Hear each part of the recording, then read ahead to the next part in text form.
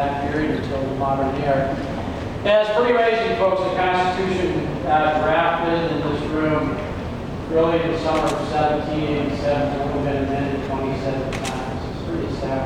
So it tells you how flexible, how amendable this document is, but it also told you it took a lot to make changes. Right, so these guys knew when they gathered here in 17 and 17. They don't have the answer. They can't project what's going to happen hundreds of years down the road. So the Constitution they had written here in this room. We sent out the state ratifying conventions. And by the next summer of 1788, the required number of states is 9 ratified it. So naturally, the state codes are at the top. And by that fall, the elections were taking place, and this new Constitution was place. Right? When they were talking about it in this room, when Franklin was on the aisle here from Pennsylvania, he noticed on the top of Washington chair. They were actually carving that caught his eye. You guys have a really tough time from this and seeing it. This is what Franklin was looking at on the top of Washington's chair, folks. One of our volunteers, you can see, is an excellent wood carver. All right, this is absolutely beautiful work. It was a carving of a half sun. All right, Franklin saw this during the debates on this new Constitution. So when he looked at it, he wondered whether it was rising or setting sun he saw in Washington's chair. He said he thought that artists were painting some drawings. Had a difficult time trying to show the difference between sunrise and sunset as it works. But after 4 months of debating, folks, he believed that the work they had done here was the best. Not a framework of government they could produce, and had to make it on its own merits. So as these gentlemen, 39 and 55, who came to Philadelphia, stepped up to the president's chair to sign it, Franklin remarked that, indeed, at length, I have the happiness to know that this is a rising and not a setting sun. So he saw it as the birth of the nation. You and I would have actually heard it in short order.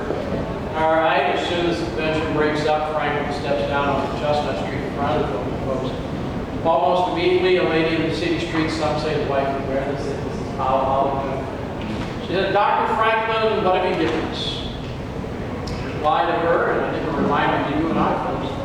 One of the same answer. He said, you have a republic now, if you can keep it.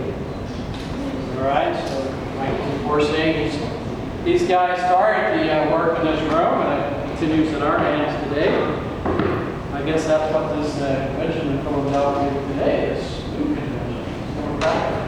It's all about. Do you guys have questions for me? You say the only original piece is George's chair. It's chair, not a bad piece to have. Right. Yeah. The other thing, I want to try these because these are actually period items, these furnishings, and most of these objects, folks.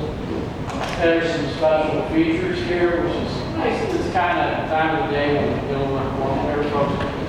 The walking stick over here on the Virginia table, like Thomas Jefferson. I mean, in the amateur, we're talking about it. Sometimes the kids ask me the best questions here. The little quill you see up here a lot of times, a lot of the children ask you about these cool events. There you go. One on the Delaware table here, folks.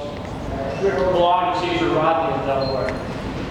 All right, you may know the story of Mr. Rodney when the Delaware delegation was deadlocked in a tied vote for independence. Mr. Rodney was stricken with cancer referred rode through the night to Philadelphia to break the tie of the Delaware delegation, voting for independence.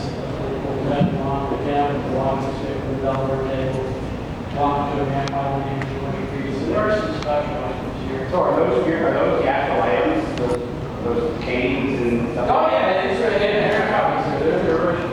Okay. All right. Sometimes folks ask us what happened here later on and so forth. Actually, maybe some of you years ago, President Obama announced his candidacy for his first term as president.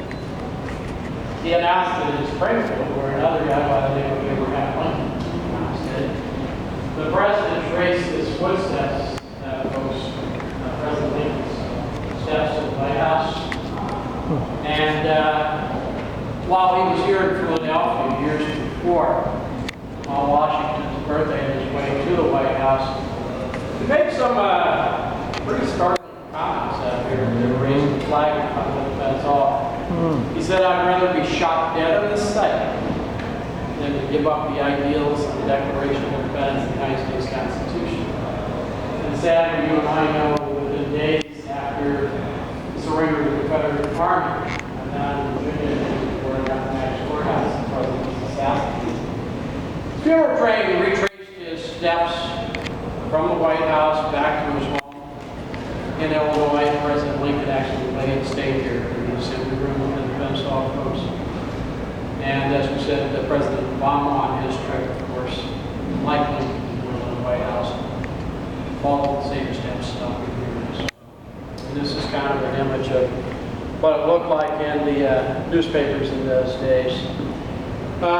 These guys actually had taken out the center windows in either side of this room, folks. Those staircases up into this room, staircases out. They estimated probably the range of nearly 500,000 people filed past the president's castle. So there were a lot of, events later on in our nation's history, some sad like this event. Once this building later on was purchased by the city of Philadelphia, they made some changes to it. All right, this room actually is the most important room in the building, folks. The city of Philadelphia had bought this because Pennsylvania took the old state house down. That's the capital of further inland. They had no further use for this. So, today, if you purchase a commercial property or home, folks are going to upgrade it. You're going to try to attract tenants, and that was no different for the city of Philadelphia in the 19th century. And what they did was actually a beautiful job turning an 18th century room into a 19th century room.